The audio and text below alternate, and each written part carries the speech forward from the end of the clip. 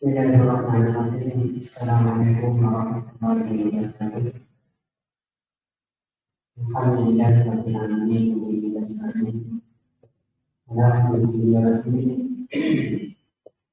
asyhadu an la ilaha illallah wa asyhadu anna muhammadan rasulullah.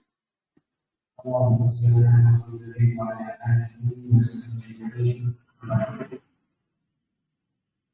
Jadi kita lanjutkan kajian kita sebagai lurus. Kita berada di dalam kitab Ibadah Tahapan yang Imam Bukhari rahimahullah. Masih di bab pertama, yaitu tentang pembagian hati. Bahwa hati itu dibagi menjadi tiga. Yang pertama disebut qalbun salim.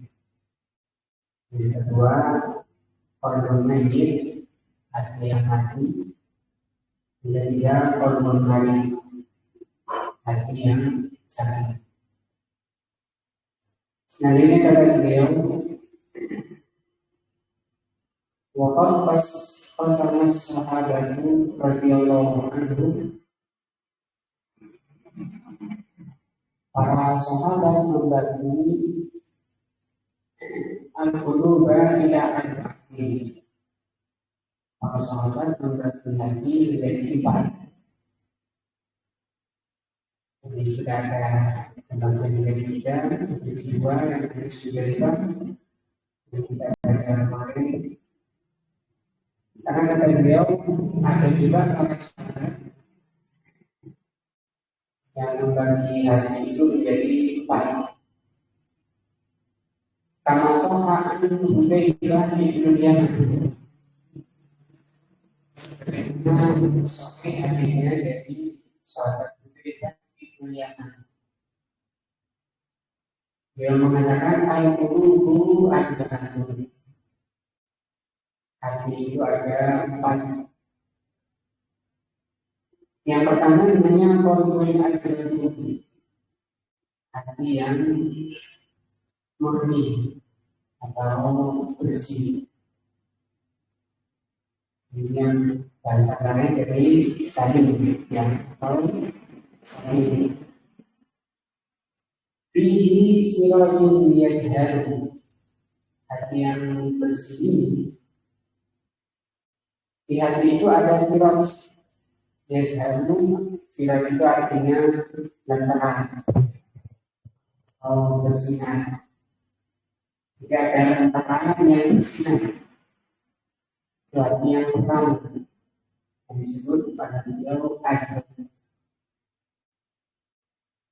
Padahal kita qalbun mukmin, dan itu adalah hatinya orang mukmin. Hati pertama, namanya ajr. Qalbun yang kedua, qalbun aghlab, hati yang aghlab. Aghlab itu tertutup. Dari kata asalnya sempurna, hilap sempurna. Sudah tertutup, kalau yang sempurna penutup. Kalau kemarin telah diterangkan penutup itu berubah besar-besar.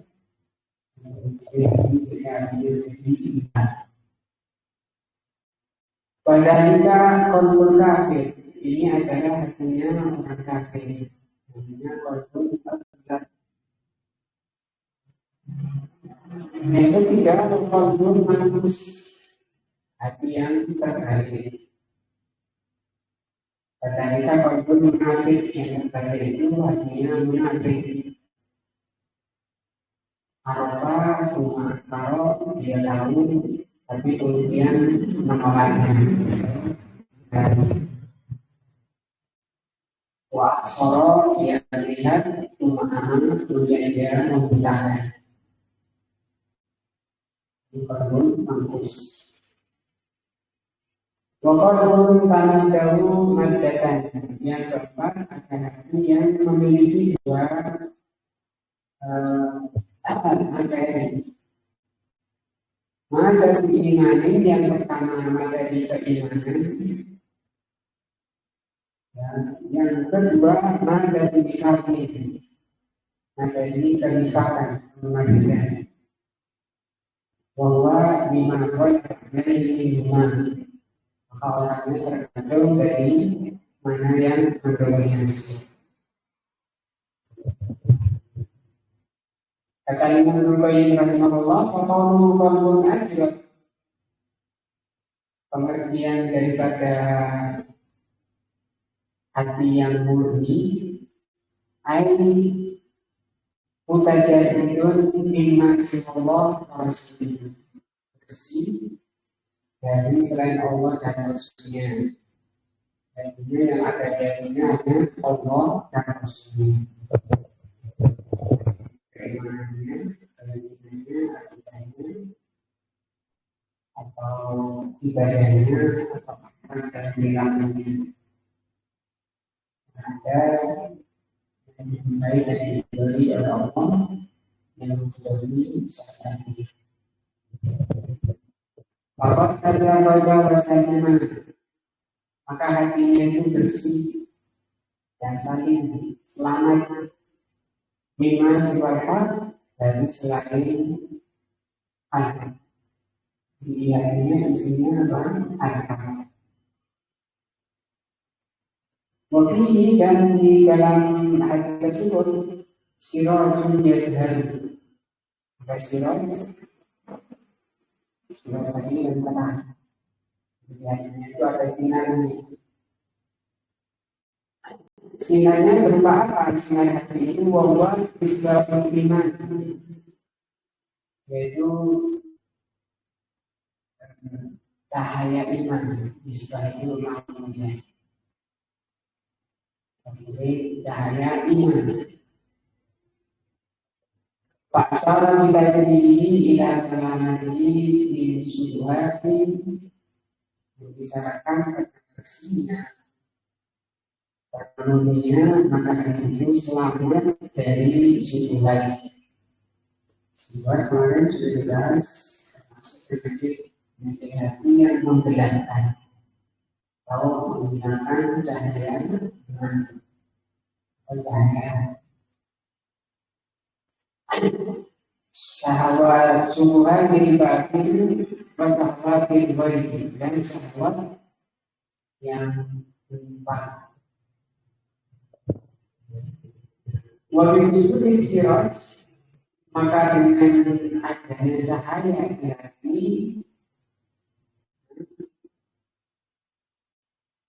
fi ila israfihi wa sinaratihi, cahaya hati tersebut yang menyebabkan hatinya bercahaya dan terang bersinar. Istilah bersinar itu disebabkan binuri ilmi, disebabkan atau berubah daripada cahaya ilmu dan iman. Keduanya harus ilmu dan iman. Yang kedua, ilmunya harus dari apa yang dipelajari.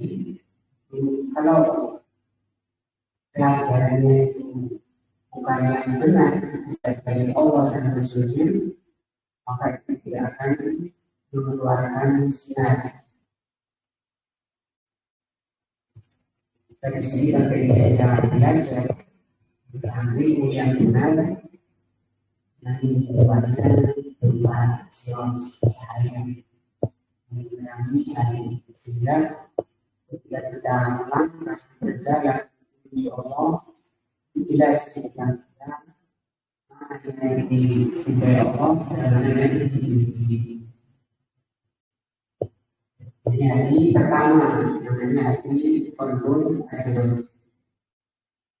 Wa asara bil qalbil al-ghab, yang kedua namanya qalbun al-ghab.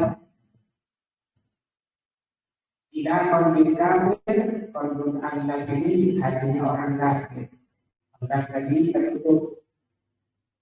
Sudah yang lalu, yang kemarin dibahas itu seperti cangkir yang terbalik. Karena di sini tidak terbalik, tapi tertutup oleh tutup sampul. Di anak gairun fi biladihi wa ini karena hatinya masuk dalam tutup atau hatinya tertutup. Pada yang ini nurul ini. Kalau hati sudah ada hilapnya, ada tutupnya, kata beliau pada yang ini nurul ini. Tidak akan sampai ke hati itu cahaya ilmu. Kalau sudah ngaji, ya. Iman dan cahaya iman tidak sampai. Karena sebagaimana firman-Nya, kalian menjadi Yahudi, sebagaimana yang Allah pisahkan tentang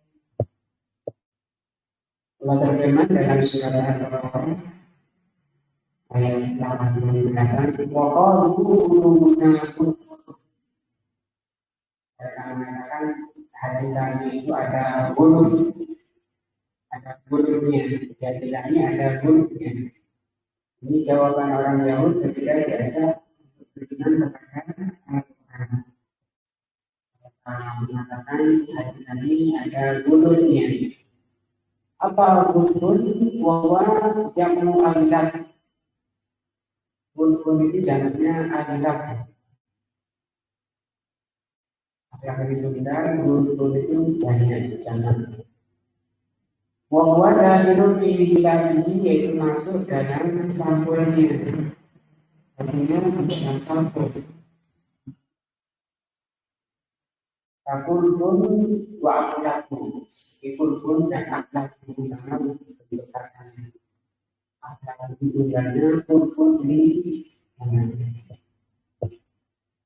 Wahai ini bisa waktu tutup ini yang menutupi hatinya dia al-akinah.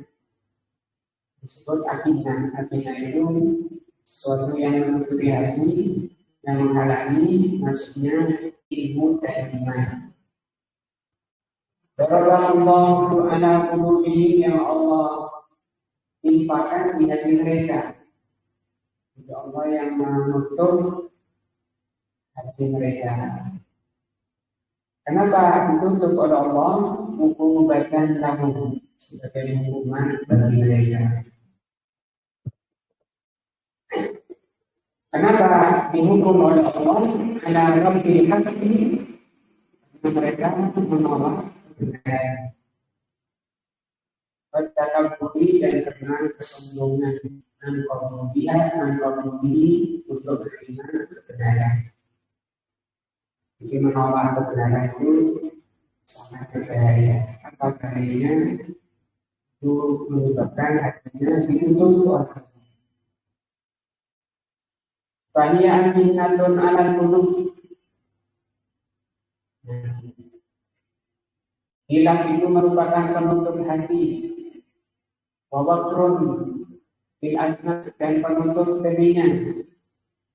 Telinganya mendengar tapi cahaya ilmu dan iman tidak bisa masuk karena ada wakarnya di telinganya. Wa amyun bil absar dan menjadi sebab butanya mata. Kalau mata kita lihat, mata kita buta. Di buat orang yang menolak kebenaran. Wajah al-hijabul mastur, yaitu hijab yang menutup anil uyun di qaulihi ta'ala, yaitu menutup dari melihat. Tidak bisa mendengar, tidak bisa melihat. Sebagaimana firman-Nya dalam surat An-Nisa ayat 45.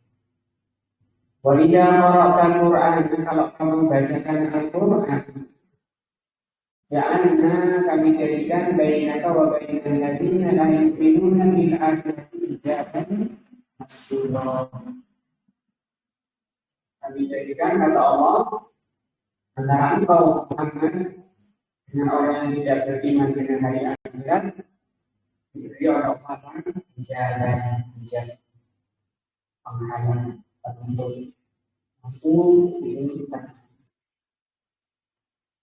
wajahnya akan mengundi akibat dan kami jadikan dari mereka itu akibat dari penuntutnya an yang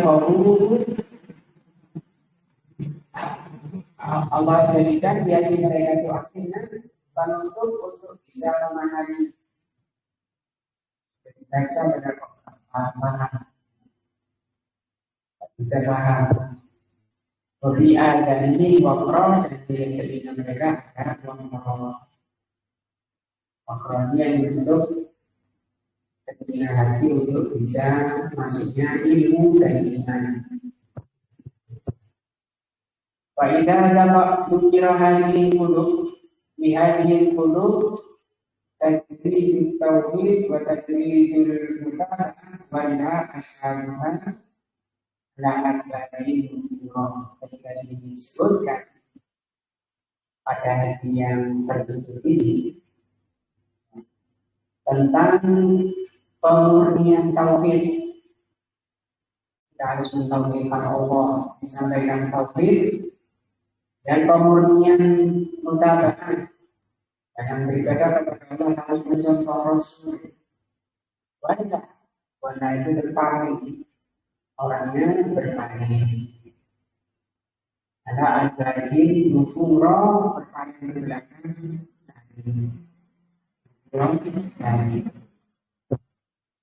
Ini hati yang kedua yaitu hati agnar yang kata beliau hati orang kafir. Wa asyara Ilqalbil manghus, hati yang ketiga adalah Alqalbul manghus, hati yang terbalik. Bahwa manghub itu yang terjerat balik. Bila qalbil munafik dan ini adalah hatinya orang munafik.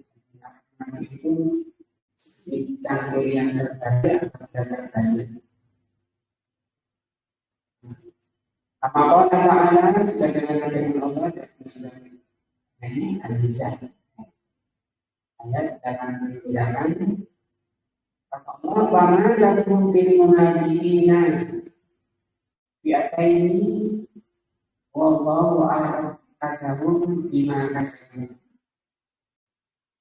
Maka tidak ada bagi kalian bagi orang munafikin bi'ataini dua wallahu a'lam kasabun bima kasabun.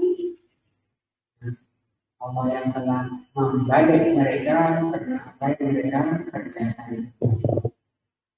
Al-Kasahun itu maksudnya Al-Kasahun, Allah yang membalik mereka.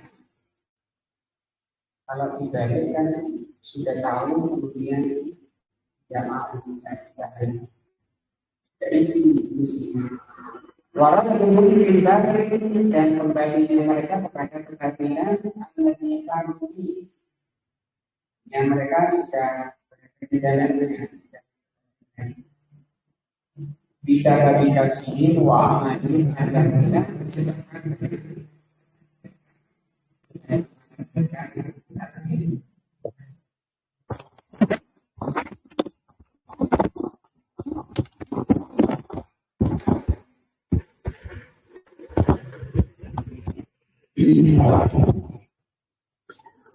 Wahada syarrul qulub. Kata beliau, ini adalah paling jeleknya hati. Hati paling jelek, hati al-mangkus, hati yang terbalik. Wa ahbathuha dan paling buruk. Fa innahu ya'taqitul batila haqqan. Karena kenapa dikatakan paling buruk? Karena dia meyakini yang batil itu benar. Seperti bid'ah itu diyakini benar. Kalau orang itu meyakini keyakinannya tidak benar, pasti tidak akan melakukan kebid'ahan. Berani melakukan kebid'ahan karena meyakini benar.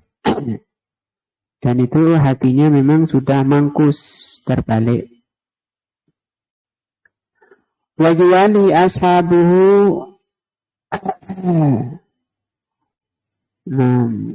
dan pengikutnya berbalik, membela, wa yuwali ashabahu, dan membela para pelaku kebatilan, yang menyampaikan kebenaran dimusuhi, yang menyampaikan kebatilan dibela, dicintai, loyal. Wal haqqu batilan, dan dia meyakini yang benar itu kebatilan. Wa yu'adi ahlahu, dan memusuhi pelaku kebenaran. Ahlul bid'ah dibela, ahlus sunnah dimusuhi. Ini orang yang hatinya mangkus. Wallahu al-musta'an. Allah lah tempat memohon pertolongan. Wa asyara bil qalbi alladhi lahu madatan ilal qalbi alladhi lam yatamakkan fihi al-iman wa la yashar fihi sirajuhu. Dan hati yang keempat, kata beliau, hati yang ada dua potensi. Ya, yaitu hati yang tidak kokoh. Iman di dalamnya itu tidak kokoh. Kalau hatinya tidak kokoh, tidak kuat, maka kata beliau, walam yazhar fihi sirajuhu, tidak keluar sinarnya. Karena masih sana sini. Yang benar iya, yang batil nggih. Itu hati yang tidak kokoh. Haitsu lam yatajarrad. Kenapa tidak kokoh? Yaitu ketika tidak memurnikan bil haq al-mahdha, yang hak saja. Alladzi ba'atsallahu bihi rasulahu, yang dibawa oleh Rasul. Jadi amalannya mengikuti petunjuk Rasul dicampur dengan yang bikinan-bikinan yang disebut dengan bid'ah. Nah, ini hati yang imannya tidak kokoh, masih sana sini. Bal fihi madatun minhu wa madatun min khilafihi. Kadang dia mengikuti sunnah, yang sunnah iya, tapi juga yang batil, yang menyelisih sunnah iya. Orangnya pelihara jenggot karena sunnah, tapi ya melakukan kebid'ahan. Nah, ini hati yang dua keadaan, tidak kokoh. Fataratan yakunu lil kufri akrab minhu lil iman, ada kalanya dia dekat pada kekafiran daripada keimanan. Ada kalanya dia lebih mendekat pada kekafiran daripada keimanan. Wa taratan yakunu lil iman akrab minhu lil kufri, ada kalanya dia lebih dekat pada keimanan daripada kekufuran. Wal hukmu, maka hukumnya lil ghalibi, tergantung yang mendominasi. Nah, ini ada 4 pembagian hati di kalangan para sahabat. Dan kita selesai dengan ini bab pertama. Jadi bab pertama adalah tentang pembagian hati. Ada 3. Hati yang salim, hati yang mati, hati yang sakit. Al-babu tsani, kata beliau, bab yang kedua, fi dzikri haqiqati maradil qalbi. Akan dibahas di bab kedua ini hakikat hati yang sakit, atau hakikat sakitnya hati, bahwa hati itu benar-benar bisa sakit. Qala Allah Ta'ala anil munafikin, Allah berfirman tentang munafikin. Jadi orang munafik itu orang yang hatinya sakit. Kata Allah, fi qulubihim maradun, di hati mereka ada penyakit. Fazadahumullahu marada, maka Allah tambah penyakitnya. Wa qala ta'ala, dan juga firman-Nya, liyaj'ala ma yulkis syaitan fitnatan lilladzina fi qulubihim maradun. Allah jadikan apa yang dibisikkan syaitan ini sebagai cobaan, sebagai fitnah bagi orang yang di hati mereka ada penyakitnya. Ayat yang kedua. Wa qala ta'ala, ayat yang ketiga. Ya nisa an-nabi, wahai istri-istri Nabi, lastunna ka ahadin minan nisa, kalian itu tidak seperti wanita lain. Ini taqaituna, apabila kalian bertakwa. Fala tahda'na bil qawli, jangan kamu melembutkan suaramu. Dilarang oleh Allah istri-istri Nabi itu untuk melembutkan ucapan. Kenapa? Fayat ma'al ladzi fi qalbihi maradun, karena akan memancing syahwatnya orang yang di hatinya ada penyakitnya. Nah, terpancing syahwatnya bangkit dengan suara, maka ditutup oleh Allah dengan larangan melembutkan suaranya. Amarahunna an la yadinna fi kalamihim. Allah melarang di ayat ini para istri Nabi itu untuk melembutkan ucapan mereka. Kama talinul mar'atul mu'tiyatu al-layyan fi mantikiha, seperti lembutnya para wanita yang melembutkan suara di dalam bicaranya. Falat ma'un fi qalbihi maradus syahwat, karena itu akan membangkitkan penyakit syahwat di hati orang yang ini, nama penyakitnya namanya penyakit syahwat. Kemarin kan sudah dibahas berulang-ulang, penyakit hati itu dua, syubhat dan syahwat. Kalau mendengar suara wanita kemudian tertarik, itu namanya penyakit syahwat. Itu bisa bangkit ketika mendengar suara wanita.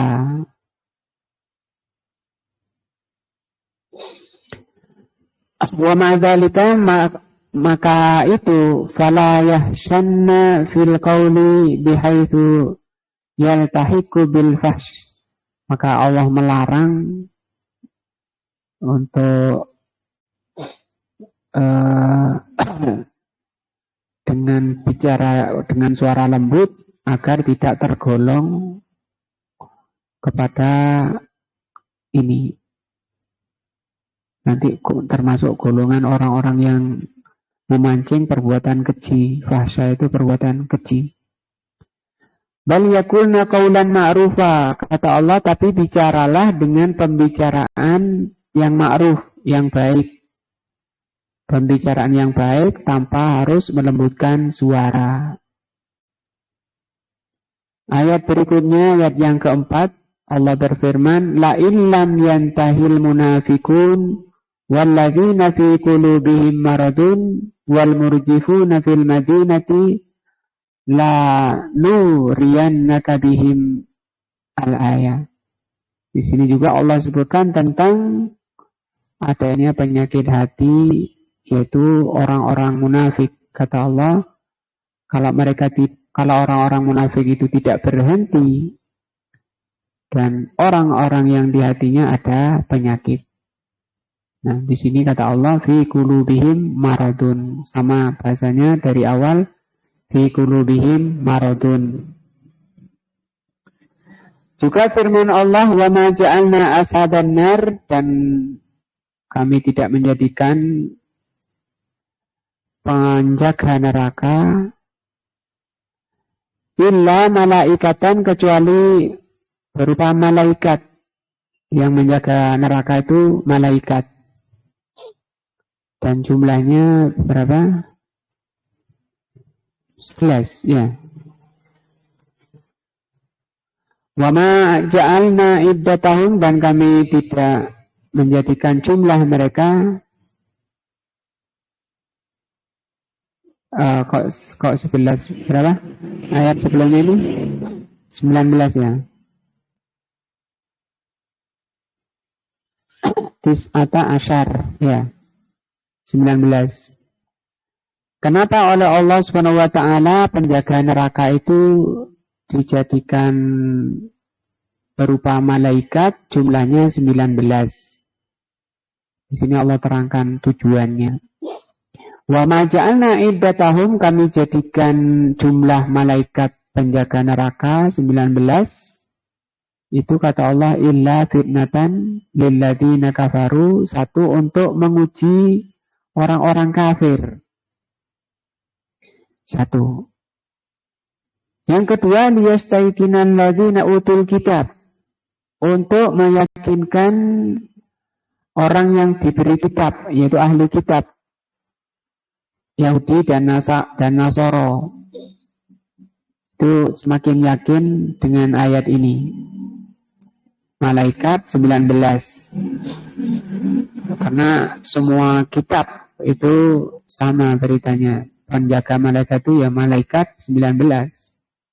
Sehingga orang-orang ahli kitab itu semakin yakin. Wa yazdadal ladzina amanu imana, yang ketiga untuk menambah keimanannya orang beriman. Wala yartabal ladzina utul kitab wal mu'minun, karena orang beriman dan ahli kitab itu tidak ragu. Yang berikutnya, waliyaqulal ladzina fi qulubihim maradun.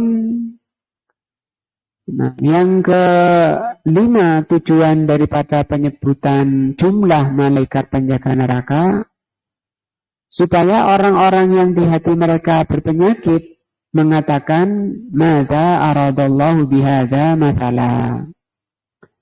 Ini ucapan bingung, ucapan kebingungan. Siapa itu orang yang bingung? Orang yang di hati mereka ada penyakitnya. Karena tadi kalau orang beriman itu yazdada, bertambah keimanannya. Akhbarallahu subhanahu wa ta'ala anil hikmah, di surat Al-Muddathir ini ya. Ayat 31. Di surat ini Allah mengabarkan anil hikmah, tentang hikmah. Apa hikmah? Tujuan. Allati ja'ala li ajliha iddatal malaikah. Ketika Allah menjadikan jumlah malaikat al-muwakkilina bin-nar tis'ata asyar. Allah menjadikan jumlah malaikat penjaga neraka itu 19. Kalau pintunya berapa pintunya? Sama pintu neraka berapa? Kalau pintu surga? Yang hafal semua ya, kalau pintu surga, mudah-mudahan kita semua masuk surga Allah ya. Tidak masuk surga, tidak masuk neraka. Tapi perlu juga mengetahui jumlah pintunya. Berapa? 7. Nah,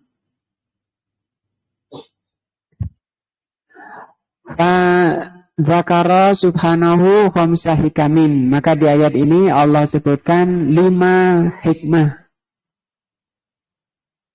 Allah sebutkan di surat ini, di ayat ini 5 hikmah.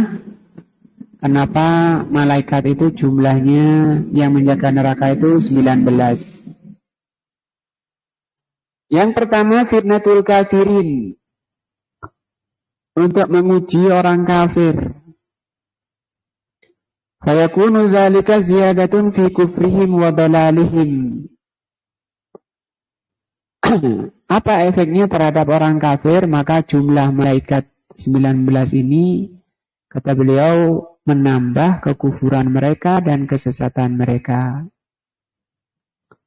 Yang kedua, wa quwwatu yakini ahlil kitab. Yang kedua, hikmahnya menguatkan keyakinannya ahli kitab. Fayat wa yakinuhum, maka keyakinan mereka menguat bimuwafaqatil khabar, bidzalika lima indahum, semakin menguatkan keyakinan ahli kitab karena cocoknya berita dengan apa yang ada pada mereka. Sama di Taurat, Injil, di Al-Quran kok sama. Nah, yang dikabarkan oleh para nabi mereka min ghairi talakin min Rasulillah, padahal tidak mengetahui, tidak ketemu dengan Rasulullah. Nah, walaupun tidak ketemu dengan Rasulullah, ahli kitab itu yakin karena sama isi Al-Quran dan kitab mereka. Nah, fatakumul hujjah ala mu'anatihim, maka kalau mereka sampai menentang ahli kitab Yahudi dan Nasrani, menentang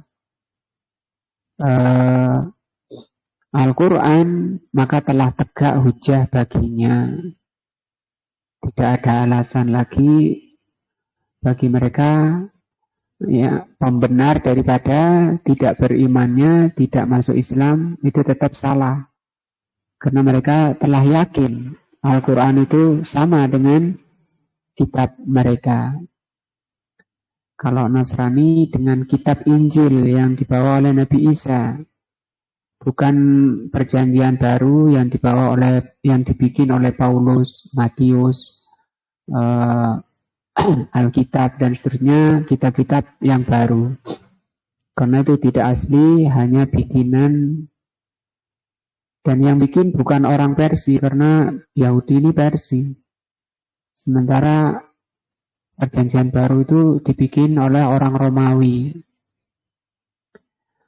Wa yanqadulil iman man yuridillahu ayyahdiyahu. Nah, dan orang-orang yang beriman itu melaksanakan, makin kuat keimanannya orang-orang yang Allah beri hidayah. Wa ziyadatu imanihim, dan akan hikmah yang berikutnya akan menambah keimanannya orang beriman. Bikamali tasdiqihim bidzalika wal iqrar bihi, yaitu dengan membenarkan berita itu dan mengikrarkan diri itu benar dari Allah, sehingga keimanannya makin kuat. Wantiba'ur raibi, dan menghilangkan ragu an ahlil kitab, dari ahli kitab. Lijazmihim bidzalika, jadi orang ahli kitab itu sebenarnya tidak ragu. Nah, maka dengan yakinnya itu semakin tegak hujjah bagi ahli kitab kalau mereka tidak beriman, tidak mentaati. Wa anil mu'minin, dan juga menghilangkan keraguannya orang beriman likamali tasdiqihim, karena semakin menyempurnakan pembenaran orang beriman. Fahadhihi arba'atu hikamin, inilah 4 hikmah.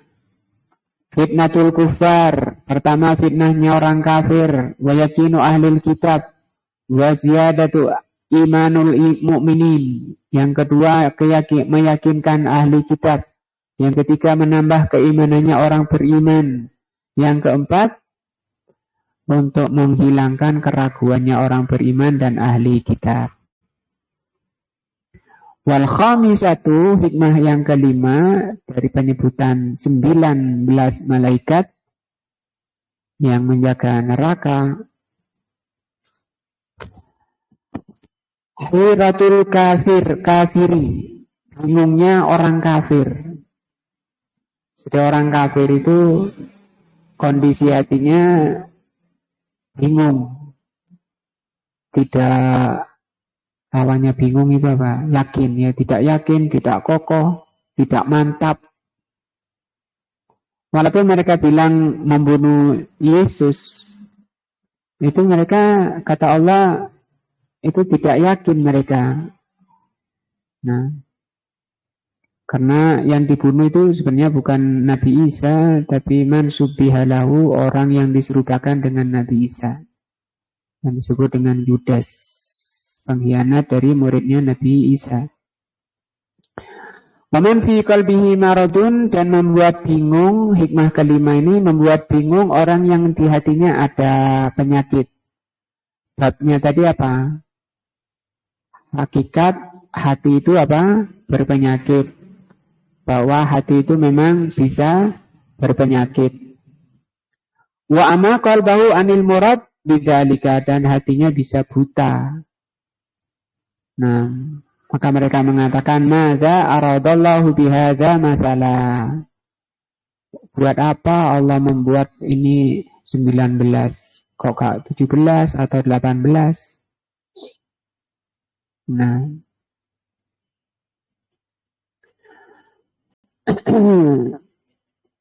Wahada halul qulub, inilah keadaan hati. Inda wurudil haqqi al-munazzal 'alaiha. Begitulah keadaan hati ketika kebenaran itu melewati dirinya. Atau ketika kebenaran disampaikan pada seseorang, maka keadaan orang itu ada ini. Kalau di sini ada 5 ya kondisinya. Qalbun yatayaqqanu, qalbun yastatinu bihi kufran wa juhudan. Yang pertama, hatinya itu hati yang yastatinu, hati yang terfitnah,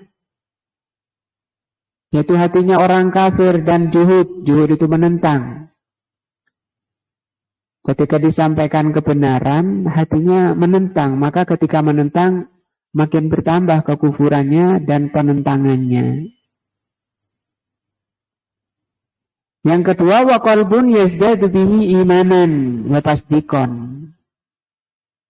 Hati yang kedua ketika disampaikan kebenaran, ini ayat, ini hadis, maka bertambah keimanannya wa tasdiqan. Ini hati terbaik.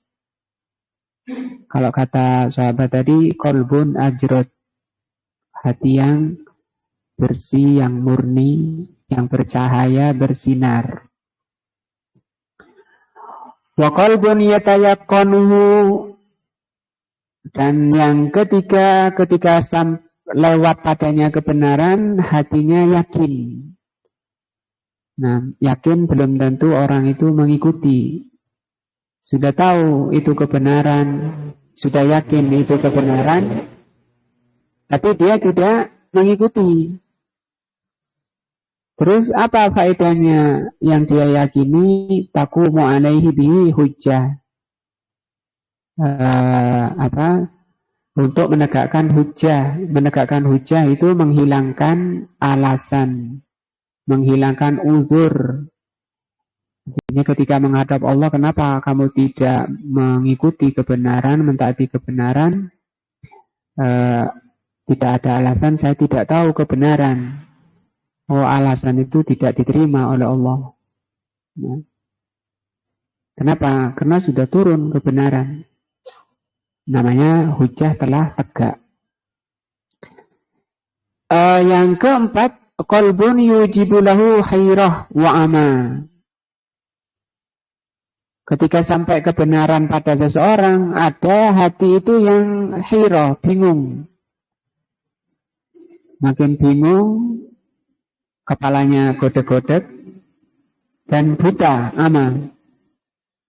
Fala yadri ma yuradu bihi, dia tidak paham apa yang dimaukan. Sudah ngaji berulang-ulang, apa maksudnya, apa maunya ayat tadi, apa maunya hadis tadi. Nah,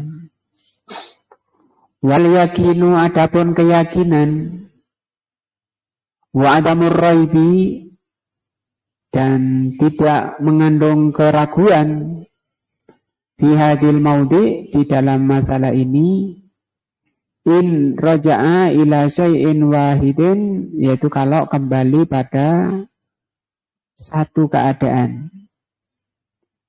Karena zikru adamur raib muqarraran lil yakin muakkidan lahu.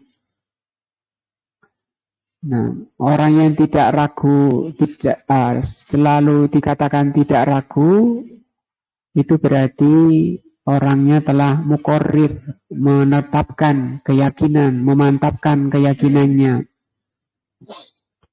Wa nafiyan anhu ma yudaduhu biwajhin minal wujuh. Dan orangnya telah meniadakan yang melawan atau menyelisihi atau yang bertentangan dengan kebenaran dengan segala cara. Itu untuk sampai kepada al-yakin. Ngajinya harus memilih guru yang menyampaikan kebenaran. Jangan milih guru nggak tahu kondisi gurunya ini bagaimana, keilmuan gurunya itu bagaimana. Karena guru ada dua, ada yang membawa kebenaran, ada yang membawa kebenaran dan kebatilan, ada yang membawa kebatilan. Harus dipastikan, karena itu akan mengukir di hati anaknya. Tidak boleh sembrono sembarang orang, pokoknya guru, anaknya diserahkan. Karena anak itu nanti menjadi penerus yang diinginkan oleh Allah, menjadi anak soleh, bermanfaat ketika kedua orang tuanya telah meninggal. Urusan dunia saja kita tidak akan mau menyerahkan harta kepada orang yang tidak kita kenal. Misalnya kita punya uang, ingin kerjasama usaha, ingin nanam modal.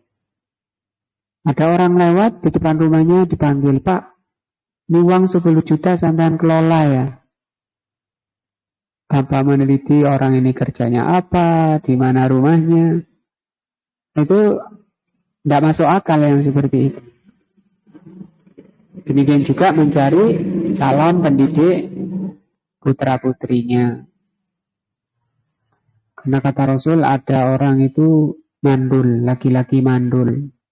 Apa orang mandul itu? Orang yang anaknya banyak, tapi tidak membawa manfaat akhirat. Wa in raja'a ila syai'aini bi an yakuna al-yakin raji'an ila al-khabar al-madhkuru an iddatil malaika. Maka keyakinan itu kembali kepada diperoleh dengan kembali kepada khabar yang disebutkan tentang jumlah malaikat, wa adamur raib aidan ila umumi ma akhbarur rasul. Dan tidak ada keraguan, yaitu hilangnya keraguan itu kalau kembali kepada atau percaya kepada apa yang dikhabarkan oleh Rasul. Itu cara memperoleh keyakinan, meyakini apa yang dikhabarkan oleh Allah dalam masalah ini, jumlah malaikat, dan meyakini apa yang dikhabarkan oleh Rasulullah SAW. Lidilalati hadzal khabar alladzi la ya'lamu illa min jihati Rasul. Karena yang seperti ini jumlah malaikat, misalnya tentang jumlah malaikat, itu tidak bisa dipercaya, tidak bisa diketahui kecuali harus dari arah malaikat, arah Rasul. Yang itu menjadi dalil atas benarnya para Rasul. Rasul pun tidak ngarang sendiri hasil semedi atau hasil merenung, tapi itu menerima wahyu. Sampai pingsan kadang-kadang dalam mimpinya. Kalau berpikir itu kan tanpa pingsan atau berkeringat, namanya orang mikir kan tidak harus berkeringat ya. Menunjukkan bahwa yang beliau sedang seperti orang pingsan seringnya. Dan setelah siuman beliau menyampaikan berita yang baru diterima. Kalau di ayat ini jumlah 19 itu. 19 malaikat itu. Maka ini benar-benar jumlah 19 ini dari Allah, bukan karangan Rasul. Wala yartabu man qad arafa sihhatu hadzal khabar. Sehingga tidak ragu lagi tentang berita yang dibawa oleh Rasul akan benarnya wahyu yang dibawa oleh beliau. Zaharat fa'idatun zakarahu, sehingga dengan ini jelaslah fa'idah dari penyebutan jumlah malaikat tadi, bahwa di situ ada penyebutan tentang hati itu berpenyakit. Wal maksud, kata beliau, maksud dari pembahasan ayat ini Al-Mudaththir yang membahas tentang jumlah 19 malaikat, dzikru maradul qalbi wa haqiqatuhu, penyebutan penyakit hati, bahwa hati itu apa? Berpenyakit. Wa qala ta'ala, juga firman Allah di ayat berikutnya yang menjelaskan tentang hati itu berpenyakit adalah firman-Nya, ya ayyuhan nas, wahai manusia, qad ja'atkum mau'izatun, telah datang kepadamu mau'izah, peringatan, pemberi nasihat, pemberi peringatan, min rabbikum, dari Rabb kalian. Al-Quran ini yang dimaksud ya. Bima Al-Quran itu diantaranya sebagai mau'izah, pemberi peringatan dari Allah, pemberi nasihat dari Allah. Wasifaun, dan sebagai obat, lima fis sudur, terhadap penyakit yang ada di dalam dada. Ini ya, dari ayat ini sifaun lima fis sudur ini menunjukkan bahwa di dalam hati ada apa? Penyakit yang bisa disembuhkan. Dan ayat ini menjelaskan bahwa Al-Quran itu obatnya penyakit hati. Wahudan warahmatun lil mu'minin, dan Al-Quran itu menjadi petunjuk dan rahmah bagi orang beriman. Di ayat ini ada 3 faedahnya ya. 4 ya. Pertama itu mau'izah, beri nasihat. Yang kedua obat. Yang ketiga petunjuk. Yang keempat rahmah. Huwa, maka Al-Quran itu sifaun lima fis sudur. Maka Al-Quran itu obat terhadap penyakit yang ada di dalam dada. Obat terhadap penyakit yang ada di dalam dada. Apa penyakit hati itu? Obat yang penyakit yang di dalam dada itu min maradil jahli.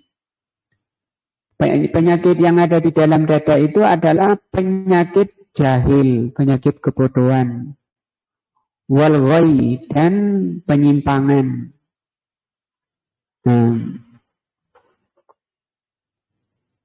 Banyak orang itu nggak bisa sembuh ya dengan ini. Artinya ketika disampaikan ayat dan hadis, nolak, nggak mau belajar Al-Quran, malah mempertahankan dan bangga dengan kebodohannya dan penyimpangannya. Nah itu penyakit itu. Kalau ingin hilang harus tunduk, patuh, iman kepada Al-Quran.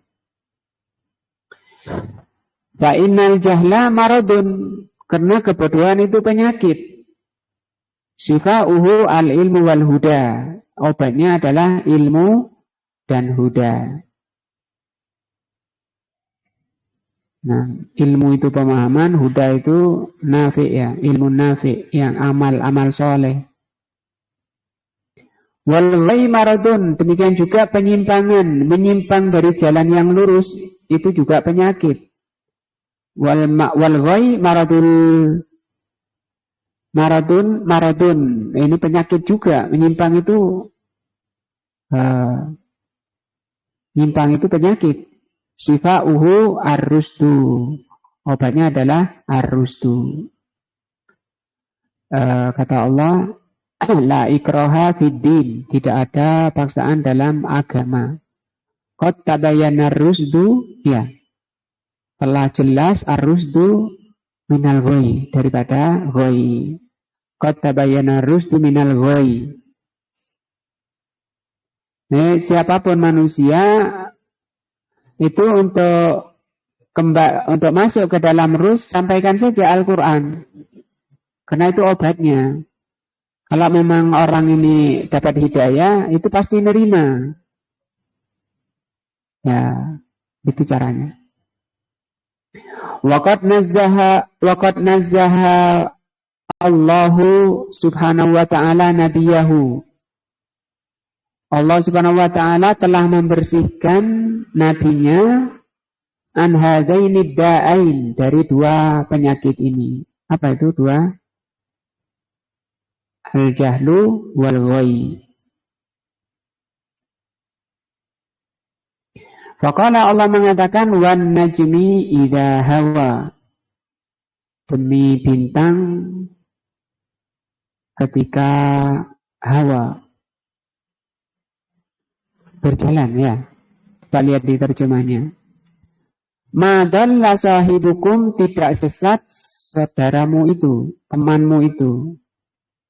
Wa ma ghawa, dan tidak ghawa. Apa ghawa tadi? Menyimpang. Wa wasafa rasulahu sallallahu alaihi wasallam, Allah mensifati Rasulnya di surat An-Najm ini, ayat 1 dan 2. Khulafa'ahu, bukan ya, wa wasafa rasuluhu, di sini fa'ilnya. Dan Rasulullah juga mensifati sahabatnya, khulafanya, bididdiha,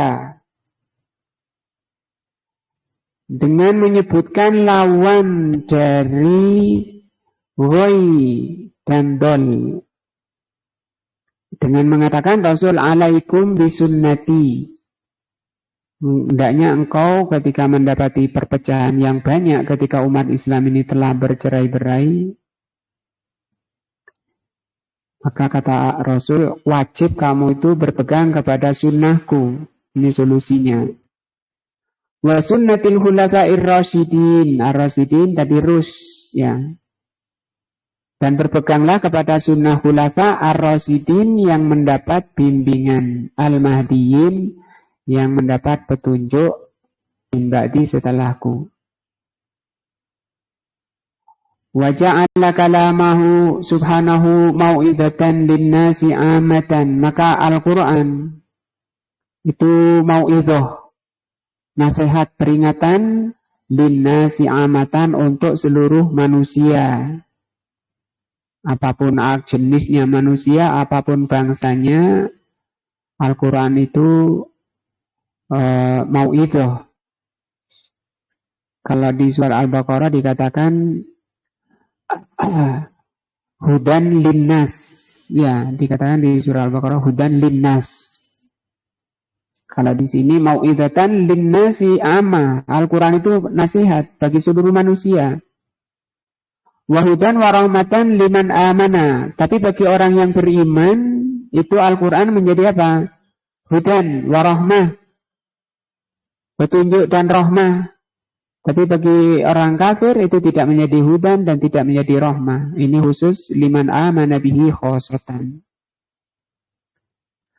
Wasifa'an taman lima fis sudur, dan Al-Quran itu menjadi obat yang sempurna, obat yang manjur terhadap orang yang di hatinya berpenyakit. Apa penyakitnya tadi? Dua. Apa itu? Al-jahlu wal ghoi, bodoh dan menyimpang. Faman istasqa bihi, barang siapa berobat dengan Al-Quran, dengan mempelajari, mengimani, mempelajari dengan pemahaman tafsirnya, dengan penafsiran yang standar dari Rasul dan sahabatnya. Faman istasqa bihi, kalau orang itu mau berobat dengan Al-Quran, sahha, Apa soha? Sehat. Hatinya itu sehat. Jadi namanya qalbun salim. Wa bara'a min maradihi, dan akan hilang dari sakitnya. Penyakitnya bisa hilang. Namanya sembuh. Wa man lam yastasfa bihi fahuwa kamakil. Barang siapa yang tidak mau berobat dengan Al-Quran, nah, maka dia akan seperti yang dikatakan, idza balla man min da'in bihi dhanna annahu naja wa bihi da' alladhi huwa qatalahu. Nah, barang siapa yang makan berobat dengan penyakit yang dia kira itu obat yang menyembuhkan, maka itu adalah penyakit yang membunuhnya. Ya, karena dikira selain Al-Quran itu akan menyembuhkan. Nah. Wa qala ta'ala, Allah mengatakan, wa nunazzilu, ayat lain ya, dari yang lain di atas, tapi hampir sama. Hampir sama maknanya. Coba kita lihat dulu yang atas tadi ayatnya, lihat itu hampir sama. Ya ayyuhan nas, wahai manusia, qad ja'atkum mau'idhatun min rabbikum, telah datang kepadamu mau'idhah dari Rabb kalian, wasifaun lima fis sudur wa hudan wa rahmah lil mu'minin. Di ayat lain Allah mengatakan, wa nunazzilu minal Qur'an,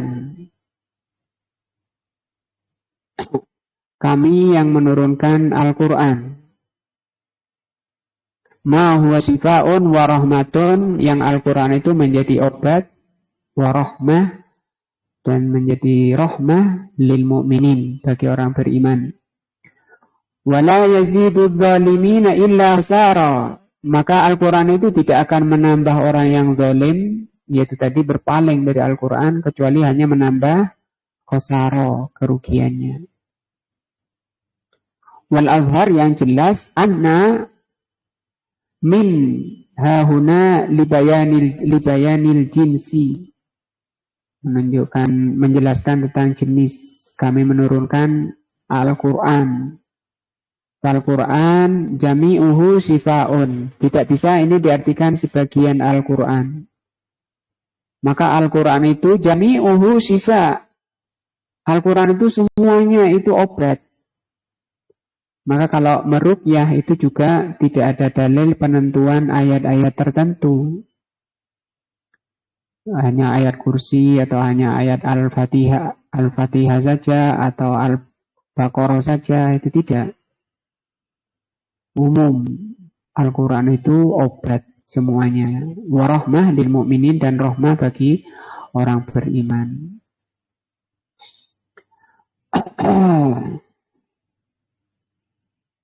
Kemudian kata beliau, faslun fi asbabi rumas wa musahhisati maradil badan wal qalb.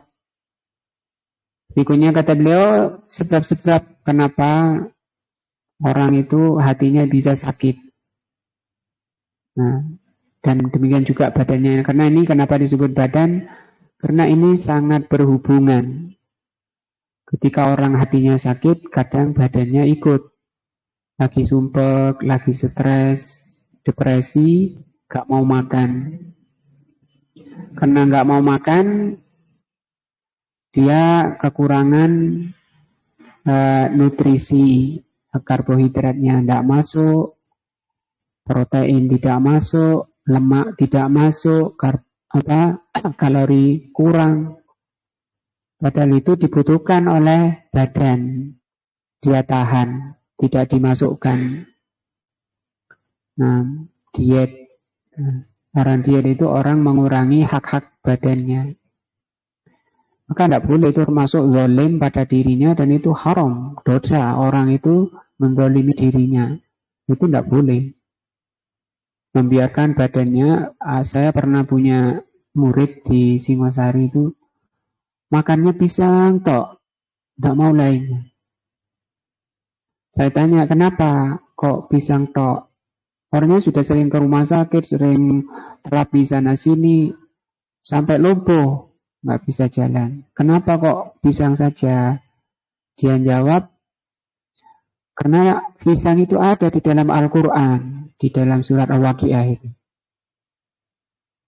Wah, loh, sapi juga ada, surat Al-Baqarah gitu ya. Artinya yang dibutuhkan badan itu bukan hanya buah. Kita badan ini butuh daging, butuh sayur, butuh karbohidrat, umbi-umbian. Semua oleh Allah sudah disiapkan karena itu dibutuhkan badan. Kalau yang dibutuhkan badan kemudian ditahan, ya seperti orang dikurung dalam rumah nggak dikasih makan, atau sapi dikurung di kandangnya nggak dikasih makan. Itu haknya padahal. Maka itu zalim, mendolimi dirinya. Walamma kana al-maradul badan khilafu sihhatihi wa salahihi. Ketika yang namanya penyakit badan atau sakit badan itu lawan dari sehatnya, lawan dari solahnya. Solah ini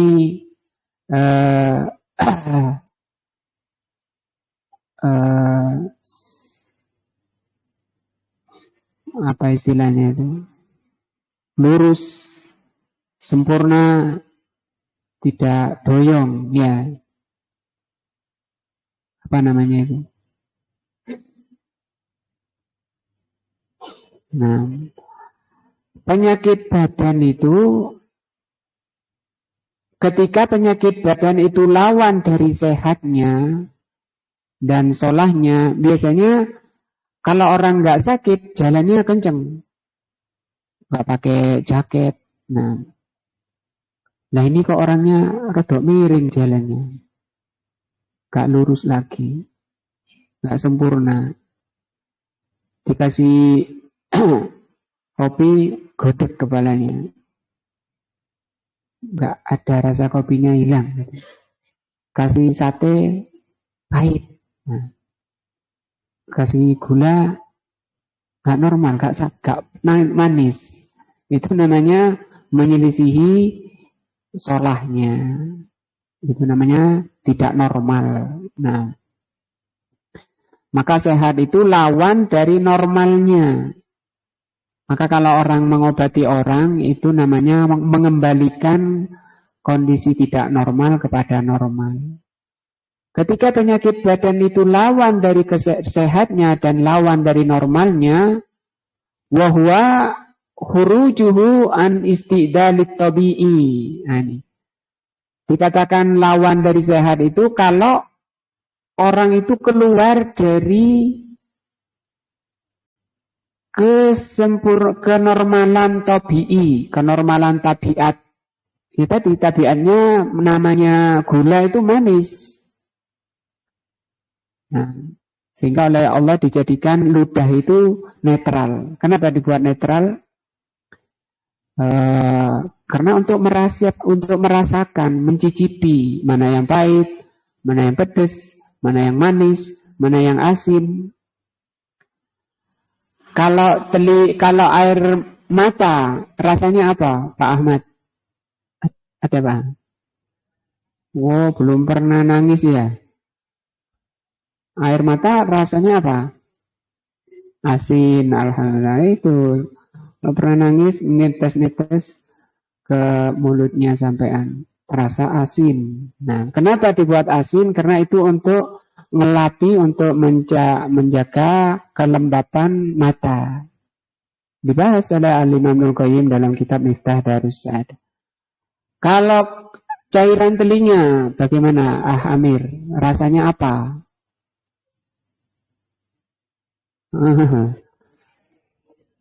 Belum pernah. Mas Yudi, apa rasanya Mas Yudi? Pahit. Nah, kenapa dibuat pahit? Karena nanti kalau ada serangga masuk, itu terracun dan mati. Karena kita akan sulit memasukkan jari ke dalam telinga. Nah, itu namanya Orang sakit itu adalah orang yang keluar dari kenormalan tabi'i, kenormalan tabiat. Orang ini biasanya lancar ngomong, kalau ketemu ini kok tumben menengai di pojok. Nah, sampai kemulan. Wah, ini sudah nggak normal. Itu namanya apa? Sakit. Lifasadi ya'ridulahu. Kenapa tabiatnya bisa rusak? Karena rusaknya apa yang nyampe padanya. Mungkin karena anginnya kebantaran, masuk angin. Nah, yufsidu bihi idrakahu. Sesuatu yang baru yang masuk itu bisa merusak idrakahu. Idrak itu jangkauannya. Waharakatahu geraknya. Geraknya tadi biasanya jalannya itu kenceng. Waharakatu tabi'iyati gerakan tabiatnya, gerakan biasanya orang ini jalannya kenceng, ini kok malah geluduk-geluduk. Kenapa ini? Itu dirusak oleh sesuatu yang masuk tadi. Fa imma an yadhhaba idrakahu bil kulliyah, ada kalanya hilang rasa itu, pemahamannya secara menyeluruh. Gula tadi rasa manisnya hilang, enggak ada, manisnya itu hilang secara keseluruhan. Kal ama wal wassama wassalal, seperti orang buta itu tidak bisa melihat sama sekali, tuli. Wa imma an yanqusa idrakahu, atau berkurang rasanya, ada manisnya tapi gak sempurna, sehingga orang lain bilang ini sudah bagus, ini sudah manis, tapi dia bilang kurang. Oh, ini wong loro ini. Kenapa? Lidofin, karena lemahnya fil alatil idrok, karena lemahnya alat-alat untuk menjangkau, untuk memahami. Ma'a istiqomati idrakahu, padahal alatnya masih lengkap, masih ada. Telinganya ada, lidahnya ada. Nah, wa imma an yutrikal asya ala khilafi ma hiya alaih. Dan bisa jadi orang itu memahami sesuatu menyelisihi yang sebenarnya. Jadi nyicipi gula, ini kok asin, gulanya kok asin, itu bagaimana? Itu bisa seperti itu kalau orang sakit, ya. Dikasih garam lah, kalau ini kasih garam misalnya. Lah ini baru manis. Nah, ini namanya apa? Memahami sesuatu menyelisihi yang sebenarnya, disebabkan karena sakit badannya. Kama yadrikul halwa murron, seperti kalau orang merasakan gula pahit. Wal khabisu thayyiban, yang jelek jadi enak, baik. Nah, wa thayyibu khabisan, yang enak jadi gak enak. Nah, wa amma, kalau ini namanya rusak penerimaannya. Bisa secara keseluruhan, bisa sebagiannya, bisa terbalik. Ada 3 ya. Bisa hilang secara keseluruhan, bisa berkurang, bisa terbalik. Karena nanti terkait dengan pembahasan hati. Pentingnya ini dibahas seperti badan. Tadi gula jadi pahit. Nah, nanti kaitannya sunnah jadi bid'ah. Seperti itu. Wa amma fasadu harakatihi tabi'ati, seperti juga orang itu rusak gerakan tabiatnya. Kamithlu an tad'afa quwwatahu al-hadimah, seperti lemahnya kekuatan untuk mencerna. Biasanya kalau makanan masukkan ke mulutnya langsung dikunyah dengan kuat, dengan cepat. Nah, ini ngunyahnya pelan-pelan. Gak ada selera, yang lihat juga aduh, kasihan.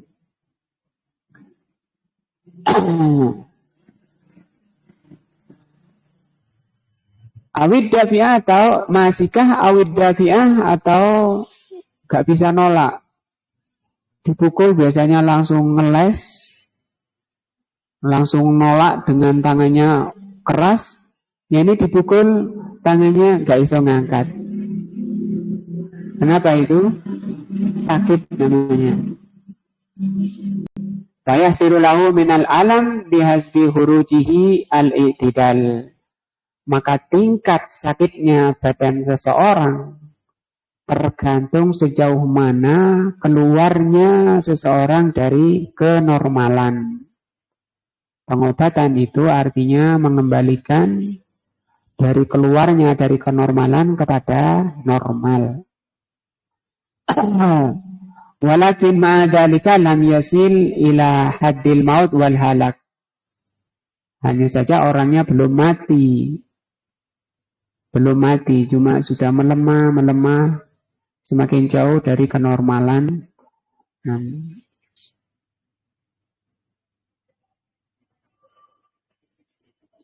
Bal fihi na'u quwwatin 'alal idrak wal harakat. Dia bisa masih matanya melek, merem masih ada.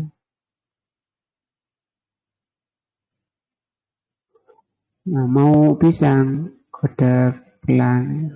Mau uang? Iya, kalau uang biasanya iya. Biasanya uang itu nggak ada pikunnya, nggak ada kata tua, nggak ada kata sakit. Pikun itu ya, apa uang ini? Ayo ngaji, tuh sibuk saya. Ada aja alasan. Waduh perut saya mules. Nah, tapi begitu Pak, ini ada uang ini, ambil di rumah. Oh ya, wah mules langsung hilang. Hujan, oh nggak ada hujan sudah. Nah, yang sudah usia sepuh, usia 60, kayak usia 30. Kalau bicara apa? Uang. Nah. Wasadabu hadzal huruj anil i'tidal. Sekarang mau dibahas oleh beliau sebab keluarnya seseorang dari kenormalan. Sebab tidak normalnya seseorang secara tabiat. Ini masih bahas badannya, belum bahas hatinya. Imma fasadun fil kamiyah. Bisa jadi karena rusak kamiyahnya. Kamiyah itu kuantitasnya. Biasanya makan sepiring munjung itu dikasih separuh sama Pak Ahmad. Sehingga biasanya bergas, saya lemes, kata ngomong malu. Nah, rusak intinya.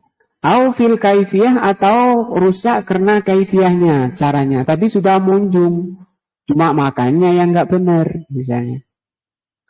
Nah, ini sebab orang keluar dari kenormalan. Ada dua, rusaknya kamiyah dan rusaknya kaifiyah. Insya Allah kita lanjutkan besok jam 4 ya, insya Allah. Supaya kita dapat banyak ilmu, supaya hati kita semakin cepat bercahaya, bersinar, mudah menerima kebenaran, dan mati di atas kebenaran, selamat dunia dan akhirat.